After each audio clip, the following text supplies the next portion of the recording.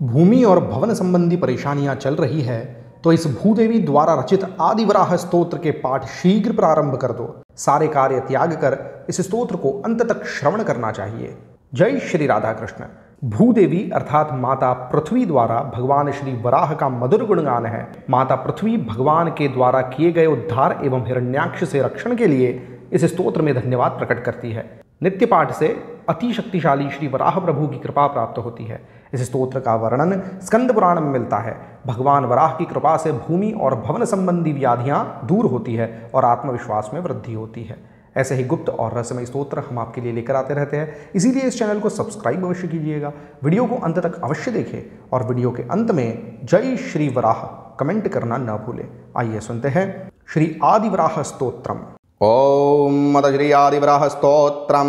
धरण्युवाच नमस्ते देवदेवेश वराह वदनाच्युत क्षीरसागर संकाश वज्रशृंग महाभुज उद्धृतास्मि त्वया देव कल्पादौ सागरराम्भसः सहस्रबाहुना विष्णो धारयामि जगन्त्यहम् अनेकदिव्याभरण यज्ञसूत्र विराजित अरुणारुणाम्बरधर दिव्यरत्न विभूषित उद्यद्भानुप्रतीकाश पादपद्मा नमो नमः बालचन्द्राभदंष्ट्राग्र महाबलपराक्रम दिव्यचन्दनलिप्ताङ्ग तप्तकाञ्चनकुण्डल इन्द्रनीलमणिद्योति हेमाङ्गदविभूषित वज्रदंष्ट्राग्रनिर्भिन्न हिरण्याक्ष महाबल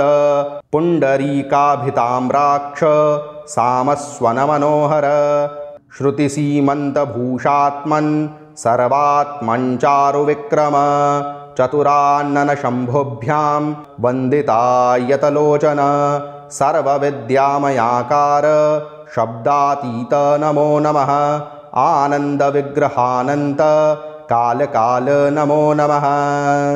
धरण्युवाच नमस्ते देवदेवेश वराह वदनाच्युत क्षीरसागर संकाश वज्रशृंग महाभुज उद्धृतास्मि त्वया देव कल्पादौ सागरराम्भसः सहस्रबाहुना विष्णो धारयामि जगन्त्यहम् अनेकदिव्याभरण यज्ञसूत्र विराजित अरुणारुणाम्बरधर दिव्यरत्न विभूषित उद्यद्भानुप्रतीकाश पादपद्मा नमो नमः बालचन्द्राभदंष्ट्राग्र महाबलपराक्रम दिव्यचन्दनलिप्ताङ्ग तप्तकाञ्चनकुण्डल इन्द्रनीलमणिद्योति हेमाङ्गदविभूषित वज्रदंष्ट्राग्रनिर्भिन्न हिरण्याक्ष महाबल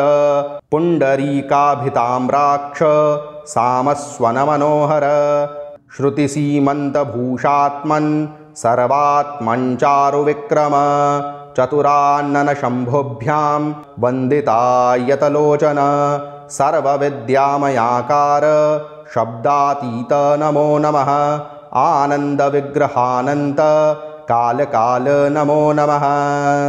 धरण्युवाच नमस्ते देवदेवेश वराह वदनाच्युत क्षीरसागर संकाश वज्रशृंग महाभुज उद्धृतास्मि त्वया देव कल्पादौ सागरराम्भसः सहस्रबाहुना विष्णो धारयामि जगन्त्यहम् अनेकदिव्याभरण यज्ञसूत्र विराजित अरुणारुणाम्बरधर दिव्यरत्न विभूषित उद्यद्भानुप्रतीकाश पादपद्मा नमो नमः बालचन्द्राभदंष्ट्राग्र महाबलपराक्रम दिव्यचन्दनलिप्ताङ्ग तप्तकाञ्चनकुण्डल इन्द्रनीलमणिद्योति हेमाङ्गदविभूषित वज्रदंष्ट्राग्रनिर्भिन्न हिरण्याक्ष महाबल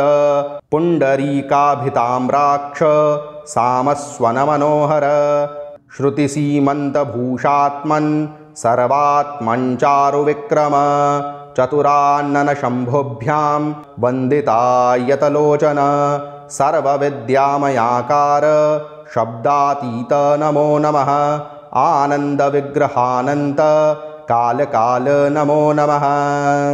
धरण्युवाच नमस्ते देवदेवेश वराहवदनाच्युत क्षीरसागरसङ्काश वज्रशृङ्गमहाभुज उद्धृतास्मि त्वया देव कल्पादौ सागरराम्भसः सहस्रबाहुना विष्णो धारयामि जगन्त्यहम् अनेकदिव्याभरण यज्ञसूत्रविराजित अरुणारुणाम्बरधर दिव्यरत्नविभूषित उद्यद्भानुप्रतीकाश पादपद्मा नमो नमः बालचन्द्राभदंष्ट्राग्र महाबलपराक्रम दिव्यचन्दनलिप्ताङ्ग तप्तकाञ्चनकुण्डल इन्द्रनीलमणिद्योति हेमाङ्गदविभूषित वज्रदंष्ट्राग्रनिर्भिन्न हिरण्याक्ष महाबल पुण्डरीकाभिताम्राक्ष सामस्वनमनोहर श्रुतिसीमन्तभूषात्मन् सर्वात्मञ्चारुविक्रम चतुराननशम्भुभ्यां वन्दितायतलोचन सर्वविद्यामयाकार शब्दातीत नमो नमः आनन्दविग्रहानन्त कालकाल नमो नमः।